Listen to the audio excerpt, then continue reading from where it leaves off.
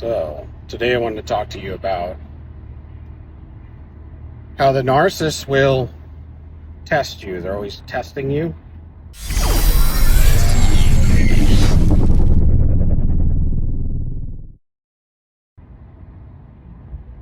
You may wonder why they're always getting you in all these arguments and things. So there's always like two things going on, right? So you got the spiritual side, and then you got the psychological side. And they're always doing two different things, but they're kind of synonymous. So the narcissist is testing you because they have abandonment issues. And because of the abandonment issues, they have insecurities about attachment, detachment. Early in childhood, they had allowed fear in that caused this issue where they gave up on love. So they refused to love, and they went down the path of evil because of the fear. And that's why God says, fear not. Because a lot of times your fears are not that big of a problem, that big of an issue. But what we can allow and what the enemy will work up in your mind and in your spirit. See, that's the thing. He works it into your mind. And out of fear, they gave up on love because it was going to hurt too much. So they detached from love, and that's why they can link up to you, attach to you, put their hooks in you, but they can't love you and not have a problem with that. But they also can't leave you forever. So they can leave you and try to work you into submission by giving you silent treatment and all that, playing games with you, to try to strong arm you, to bully you. They're bullies. What the narcissist uses is always bully tactics. All their tactics are always based on bullying, because demons bully, devils bully, evil bullies. Because evil does not give you a chance to have independence, autonomy, or any of that. When evil comes into your life, if you want to know if somebody's a narcissist or if anybody's evil in your life, if they have control over your life, and if they're forcing upon you to control you, that's evil. Because nobody good would do that. They would make suggestions. They would be there if you needed somebody to confide in. And in childhood, your parents would reprimand you. But even parents that are extremely controlling is an evil deed. Because what you'll find is God's not controlling. He lets you make your own decision. He gives you complete autonomy. And that way, whenever you go wherever you're going, that was your wholehearted decision based on your innateness. So if God doesn't do it, we shouldn't do it either. And that's where a lot of people go wrong in this world today. If somebody's doing evil works, they got to control them. And controlling is the same thing that happens to the situation with the narcissist. When you're running after the narcissist after they discard you, you're trying to control the situation. You're trying to work harder at getting them back. You're trying to convince them, to show them you're not what they have imagined in their heart and their mind about you. Now, a lot of times, that's just all a ploy, and it's all a lie what they're doing to you. They're playing with you based on their fears. Just like they get us in a reactive abuse, their whole life is somewhat reactive abuse on us. What I'm saying is, a lot of times after a while, they get so disheartened and disillusioned and believe the lie so much. It's just reactionary. And that's what happens when you lose your spirit, your innate spirit and love. Because it hinders you to have no self-control. And that's one of the fruits of the spirit. That's the last one. to have good self-control. They don't have it. They're known for is being impulsive, which shows no loyalty and no self-control. That's why I wanted to say parents who have a narcissist child and beating themselves up, well, your child may have gone that route regardless, no matter what you did or didn't do to them. And I would say to live your life and love them, that's all you can do. But to chase them, to try to control them, to try to fix them, that doesn't do anything. The best thing you can do is live your life, let them live their life. If that's the life they choose, leave them to what they chose. And if they're wrecking your life, then get away from them, just like you would from a narcissistic, abusive love partner. But it talks in a word about you're going to have to leave your family, some of your family members, maybe all of them. You got to keep your eyes on the prize. You got to keep your eyes going straight forward, not to look to the left or to the right, but keep your eyes on the plow, because you have to keep your eyes on the prize, and that is to make it your eternity in heaven and to have good fruit before you get there, and that you're cultivating that good fruit and doing what you can. But for you to walk around depressed and distraught about your child, and that's narcissist, you gotta feel guilt and blame all the time because you feel like you could have fixed it and you're still trying to fix it every day, that's no life for you to live. And chances are that's a complete lie. I mean, that's not a way to live, and it's not going to change anything. And you got to look at it like some people choose evil, and not that you should be happy for them, but you need to be satisfied. And the fact of the matter is that's who they chose to be. Maybe that's their destiny, and there's nothing you could have done about it. So live your life, and I would live it like that after knowing all I know now, not what I would have done before I was in a understanding of narcissism, but now that's how I would live my life. I wouldn't let it bother me as much as I could, because they have their own life to live and their life to choose, and so do you. And you shouldn't have to be burdened down with somebody else's life like that, especially if they're past a certain age, 18 or 21, whatever you choose. But man, don't let that be your fault. But they will test you on a daily basis, several times a day. They will get you to a lot of that triangulation and a lot of that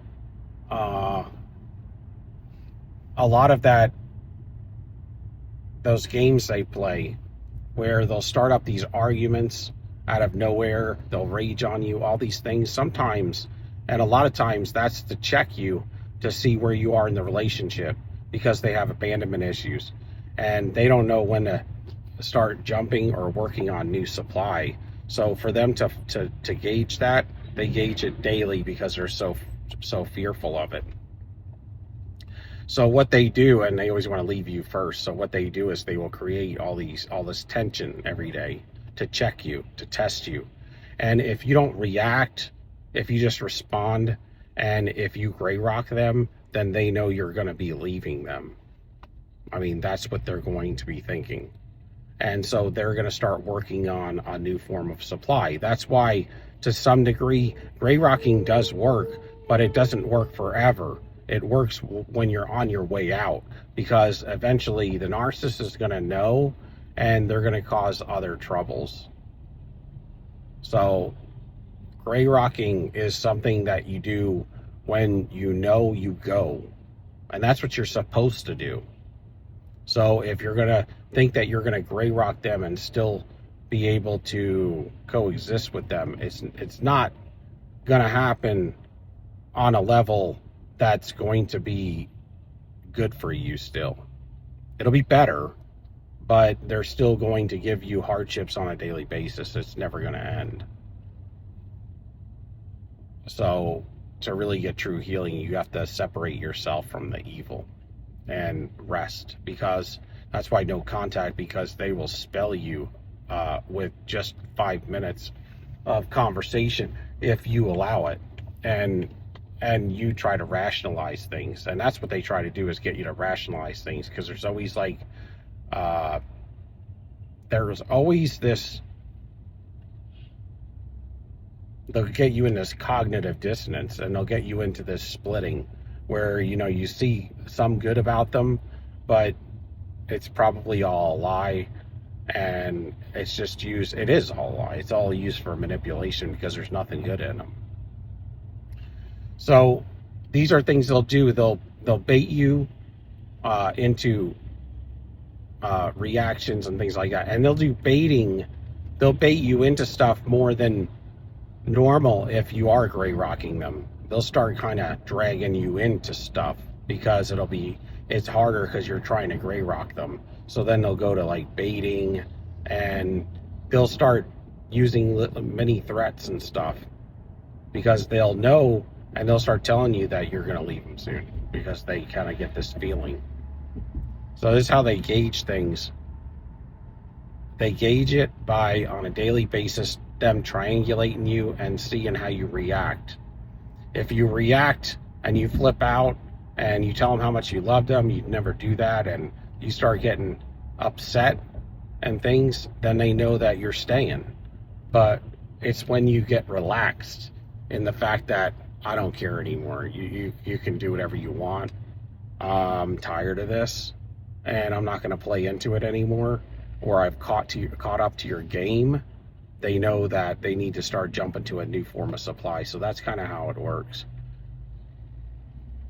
And that's why all of that chaos occurs on a daily basis. Now, sometimes they will do it for other things as well. That's why you really want to know all of the different ways and tactics that narcissists will work, because they will also cause reactionary abuse and arguments out of nowhere and rage on you when they need to catch up with another form of supply. So when they'd have an excuse to leave the house because they're angry with you, and then when they come back and they're all happy and you get used to that on a regular basis, they'll throw a form of supply into rotation at that same tactic they'll use on you once a week, and you'll get used to it, thinking that that's a common part of their personality, and you'll just be happy when they leave and then come back happy. But what you don't know is that when they leave, they're going to sleep with somebody and then come back and know that they duped you, and that they went and saw, and because they got to keep up with forms of supply. If they can't keep them fresh and regular, then they're going to fall off their radar, and that form of supply may get married or break their trauma bond or whatever.